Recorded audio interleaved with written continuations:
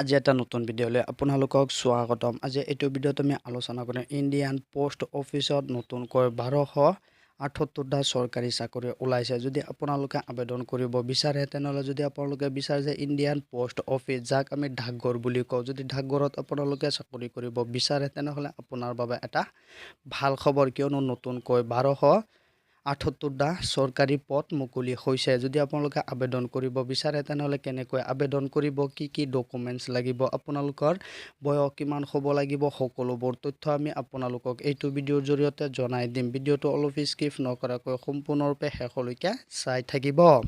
প্ৰথম কথা হৈছে যিসকলে নেকি ইণ্ডিয়ান পোষ্ট অফিচ যাক আমি ডাকঘৰ বুলি কওঁ, যদি ডাকঘৰত চাকৰি কৰিবৰ মন আছে তেওঁলোকেহে আবেদন কৰক এইটো চাকৰিৰ কাৰণে। ইয়াত চাব পাৰিছে আপোনালোকে, ইয়াত চাব পাৰিছে নেম অফ দ্য ডিপাৰ্টমেণ্ট, ইয়াত চাব পাৰিছে ইণ্ডিয়ান পোষ্ট অফিচ, ইয়াত চাব পাৰিছে ভেকেঞ্চিজ কি দিয়া আছে GDS MTS any various post বুলি দিয়া আছে। ইয়াত চাব পাৰিছে টোটেল পোষ্ট আছে আপোনাৰ 1278টা পোষ্ট আছে।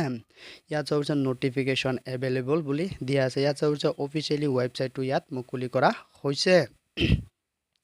এতিয়া কথা হ'ল যে আপোনালোকৰ বয়স কিমান হ'ব লাগিব, আপোনালোকে কেনেকৈ অনলাইনত আবেদন কৰিব, আপোনালোকৰ শিক্ষাগত অৰ্হতা কিমান থাকিব লাগিব, সকলোবোৰ আমি আপোনালোকক জনাই দিম।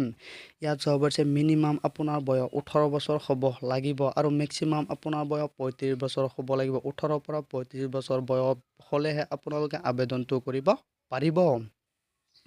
এতিয়া কথা হ'ল যে আপোনাৰ শিক্ষাগত অৰ্হতা কিমান থাকিব লাগিব। ইয়াত চাব পাৰিছে GDS ভেকেঞ্চিৰ কাৰণে যদি আবেদন কৰিব বিচাৰে তেনেহ'লে ক্লাছ 8 পাছ অথবা ক্লাছ 10 উত্তীৰ্ণ হ'লেহে আপোনালোকে আবেদনটো কৰিব পাৰিব। আৰু যদি ইয়াত চাব পাৰিছে MTS ভেকেঞ্চিৰ কাৰণে যদি আবেদন কৰিব বিচাৰে তেনেহ'লে ক্লাছ 10 অথবা হায়াৰ ছেকেণ্ডেৰী উত্তীৰ্ণ হ'ব লাগিব, তেতিয়াহে আপুনি আবেদন কৰিব পাৰিব।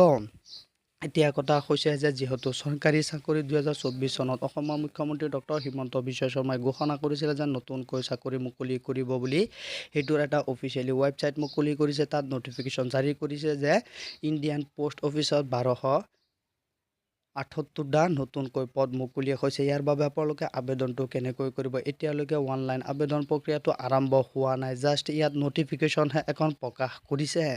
অনলাইন আবেদন প্ৰক্ৰিয়াটো অতি কম সময়ৰ ভিতৰতে আৰম্ভ হৈ যাব। যেতিয়া নেকি অনলাইনটো আৰম্ভ হৈ যাব তেতিয়া আমি আপোনালোকক ভিডিঅ'ৰ জৰিয়তে জনাই দিম। তাৰ আগতে আপোনালোকে আমাৰ চেনেলটো ছাবস্ক্ৰাইব কৰি থ'ব, তেতিয়াহ'লেহে আপোনালোকে ভিডিঅ'বোৰ চাব পাৰিব যে কেনেকৈ আপোনালোকে আবেদনটো কৰিব লাগে। যেতিয়াই চৰকাৰী অফিচিয়েলত আবেদন প্ৰক্ৰিয়াটো আৰম্ভ হৈ যাব বুলি নটিফিকেশ্যন আহি যাব, তেতিয়াই কেনেকৈ আবেদন কৰিব লাগে আমি আপোনালোকক সম্পূৰ্ণৰূপে দেখুৱাই দিম।